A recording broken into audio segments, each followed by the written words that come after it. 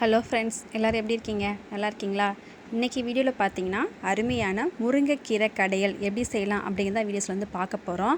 இது வந்து பார்த்திங்கன்னா நம்முடைய முடியோட வளர்ச்சிக்கும் சரி, நம்முடைய உடம்புல வந்து நோய் எதிர்ப்பு சக்தியை அதிகரிக்கிறதும் சரி ரொம்பவே உதவி செய்யும். இது வந்து எப்படி செய்யலாம் அப்படிங்கிறத பார்க்குறதுக்கு முன்னாடி என்னோடய சேனலை சப்ஸ்கிரைப் பண்ணாதவங்க சப்ஸ்கிரைப் பண்ணுங்கள்.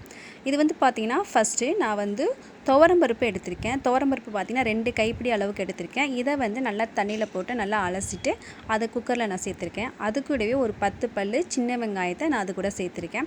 ஒரு 10 பல் பூண்டு அது கூடவே நம்ம வந்து சேர்த்துக்கலாம்.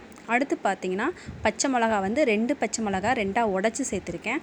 அது கூடவே பெருங்காயத்தூளும் நாம் வந்து ஒரு அரை ஸ்பூன் அளவுக்கு சேர்த்துக்கிறேங்க. சீரகம் வந்து ஒரு அரை ஸ்பூன் சேர்த்துக்கிறேங்க. சோம்பு வந்து சீரகத்தை விட கம்மியாக சேர்த்துக்கிறேங்க. மஞ்சத்தூள் வந்து 2 சிட்டிகை சேர்த்துக்கிறேங்க. இதை எல்லாத்தையுமே குக்கரில் வந்து வேக வைக்க போகிறோம். அதுக்கு தேவையான அளவுக்கு நம்ம வந்து தண்ணி சேர்த்துக்கலாம். தண்ணி வந்து பார்த்திங்கன்னா கூடவே நம்ம கொஞ்சம் சேர்த்துக்கலாம். பருப்பு நல்லா வேகிற அளவுக்கு நம்ம வந்து சேர்த்துக்கணும். இப்போ நம்ம வந்து குக்கரை வந்து அடுப்பில் வச்சுட்டு நல்லா ஒரு 5-6 விசில் வர்றதுக்கு நம்ம வந்து வைக்கலாம். அதுக்கப்புறமா இந்த கீரையை வந்து நம்ம வந்து ஃபஸ்ட்டு அலசி எடுத்துக்கலாம். அலசுறது வந்து பார்த்திங்கன்னா நல்லா வந்து கீரையை ஆஞ்சிட்டு ஒரு 2 தடவை நீங்கள் வந்து அலசி எடுத்துக்கிறீங்க. அதில் உள்ள மண், பூச்சி, புழு எல்லாமே போகணும். அதனால் நல்லா அலசி எடுத்துக்கிறீங்க. எல்லார் வீட்லேயுமே இந்த தண்ணி வடிகட்டி இருக்கும். தண்ணி வடிகட்டுற வடிகட்டில் நம்ம வந்து வடிகட்டி எடுத்துக்கலாம்.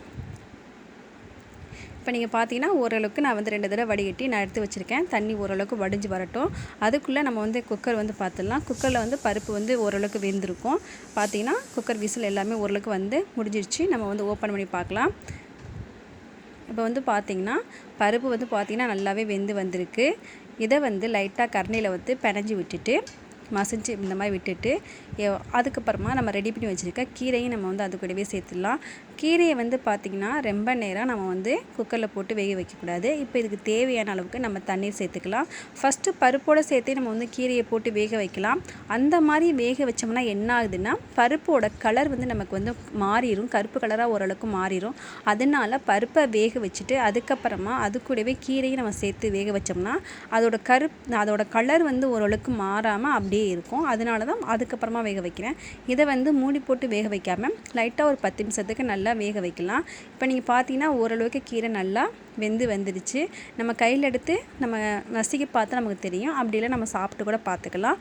நல்லா வதங்கினதுக்கப்புறமா நம்ம வந்து அடுப்பை வந்து ஆஃப் பண்ணிடலாம். அடுப்பை ஆஃப் பண்ணிவிட்டு எல்லார் வீட்லேயுமே இந்த மத்துக்கட்டை இருக்கும். மத்துக்கட்டையை வச்சு நல்லா கடைஞ்சி விடுங்க. அது மட்டும் இல்லாமல் அதில் வந்து நம்ம போட்டிருக்க பச்சை மிளகா இருக்குது பார்த்திங்களா.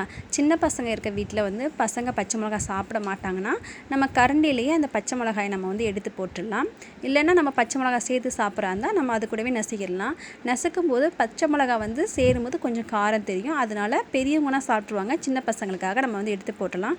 எடுத்து போட்டுட்டு நல்லா மசிய நீங்கள் வந்து இது பண்ணுங்கள். இதை வந்து பார்த்திங்கன்னா அடுப்புலேயே நம்ம வந்து வச்சு பண்ணுறதை விட நம்ம கீழே வந்து வச்சுட்டு நம்ம காலில் வந்து தாங்கி பிடிச்சிட்டு பண்ணோம்னா கொஞ்சம் சீக்கிரமாக பண்ணிடலாம். நல்லாவும் அதுக்கு வந்து மசிஞ்சிருக்கும். இந்த மாதிரி பண்ணதுக்கப்புறமா நம்ம மறுபடிக்கும் வந்து தாளித்து விட்டுலாம். தாளிக்கிறதுக்கு வந்து பார்த்திங்கன்னா ஒரு கடாயை அடுப்பில் வச்சுருங்க. அடுப்பில் வச்சுட்டு ஒரு 2 டேபிள் ஸ்பூன் அளவுக்கு எண்ணெய் சேர்த்துட்டு எண்ணெய் காஞ்சதுக்கப்புறமா கடுகு சீரகம், உளுந்து, காஞ்ச மிளகா 2 நான் சேர்த்துருக்கேன். இது எல்லாத்தையும் சேர்த்துடலாம். அடுத்து பூண்டு வந்து பார்த்திங்கன்னா ஆல்ரெடி நம்ம சேர்த்துருக்கோம். இதில் வந்து ஒரு 4 பூண்டு தோல் உரிக்காமல் நச்சு போடுங்க. அதோட டேஸ்ட் அப்போ தான் சூப்பராக இருக்கும். அது நல்லா கொஞ்சம் வதங்கினதுக்கப்புறமா வெங்காயம் வந்து பார்த்திங்கன்னா சின்ன வெங்காயம் தான் எடுத்திருக்கேன்.